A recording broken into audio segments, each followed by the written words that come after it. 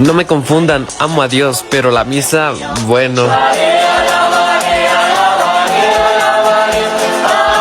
Aparte de que tienen a unos sentándose, parándose, sentándose, parándose, ahora sentados y después parados.